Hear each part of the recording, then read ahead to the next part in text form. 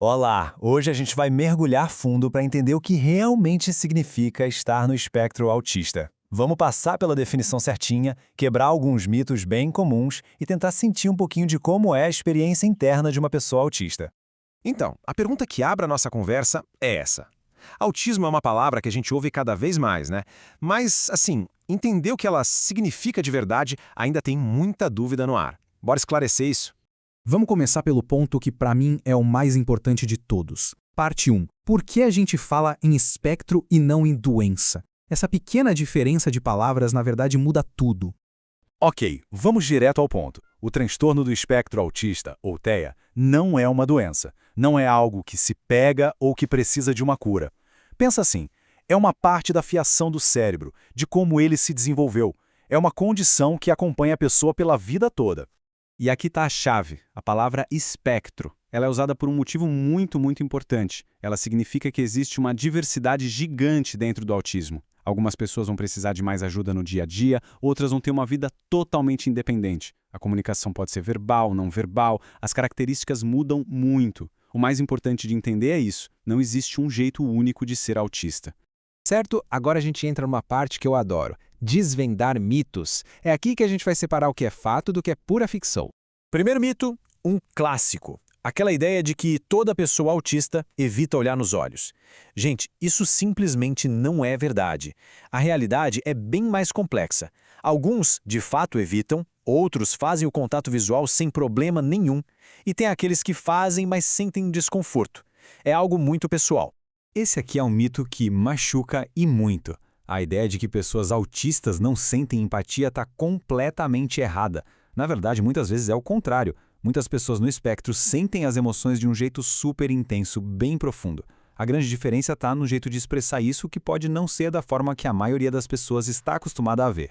E agora, um ponto que precisa ser dito com todas as letras. A ideia de que vacinas causam autismo é um mito. Um mito perigoso, que já foi desmentido milhões de vezes pela ciência no mundo inteiro. Não existe, eu repito, não existe nenhuma ligação. Ponto final. Bom, agora que a gente já tirou algumas ideias erradas da frente, vamos mudar um pouco o foco. Em vez de falar sobre o que o autismo não é, que tal a gente mergulhar em como pode ser a experiência de uma pessoa autista vista de dentro? Essa frase é muito poderosa. Para muitas pessoas autistas, a rotina não é só uma questão de preferência, é quase uma necessidade. Imagina viver num mundo que muitas vezes parece caótico, barulhento, imprevisível. A rotina é o que traz segurança, o que torna o mundo mais previsível, é como uma âncora mental mesmo, que ajuda a baixar a ansiedade. E essa necessidade de ter uma estrutura muitas vezes leva a uma outra característica que é, sinceramente, fascinante: o hiperfoco. É uma capacidade de ter um interesse super intenso e muito concentrado em alguns assuntos. E esses interesses podem ser sobre, literalmente, qualquer coisa. Aqui tem uns exemplos comuns, tipo dinossauros ou tecnologia, mas pode ser sobre os assuntos mais específicos que se possam imaginar. É uma imersão tão profunda que a pessoa pode se tornar uma verdadeira especialista naquilo, o que, muitas vezes, vira um talento, uma carreira.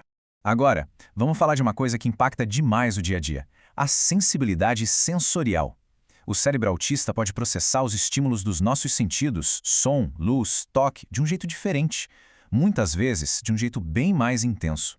E como isso funciona na prática? Bom, pode ser um barulho que a maioria das pessoas nem percebe, mas que para a pessoa autista é ensurdecedor. Uma luz de loja que parece forte demais. Ou até a etiqueta de uma camisa, que pode incomodar tanto a ponto de ser insuportável. É uma experiência física, bem real. É bem comum a gente ver por aí a imagem do autista gênio, com uma memória fotográfica ou um raciocínio lógico fora da curva. E sim, isso pode acontecer. Mas o ponto-chave aqui, e que a gente precisa sempre lembrar, é que isso não é regra para todo mundo. De novo, é um espectro. Ok, vamos dar um passo para trás agora e olhar a imagem maior. Nessa nossa última parte, vamos ver o autismo num contexto mais amplo, na nossa sociedade de hoje. Afinal, de onde vem o autismo? O que a ciência sabe hoje é que existe um componente genético muito forte, mas não é uma coisa simples de um gene só, um fator único. É uma interação bem complexa de vários fatores genéticos e também ambientais. Faz parte da diversidade natural do cérebro humano. Essa é uma pergunta que muita gente se faz, né? Nossa, parece que tem muito mais casos de autismo hoje em dia. Mas será que é isso mesmo? Por que o número de diagnósticos cresceu tanto? A resposta está basicamente em 3 coisas. Primeiro, hoje se fala mais sobre o assunto, a informação está mais acessível. Segundo, os próprios critérios que os médicos usam para diagnosticar ficaram mais amplos. E terceiro, o diagnóstico ficou melhor, mais preciso. Ou seja, não é que surgiram mais autistas, é que agora a gente consegue identificar melhor pessoas que sempre estiveram aí. E agora, uma mudança cultural bem interessante. Durante muitos anos, o símbolo do autismo foi a peça de quebra-cabeça. Só que, para muita gente da própria comunidade autista, essa imagem passava a ideia de que eles eram um enigma a ser resolvido ou que faltava uma parte neles. Por causa desse incômodo, a própria comunidade começou a propor uma mudança.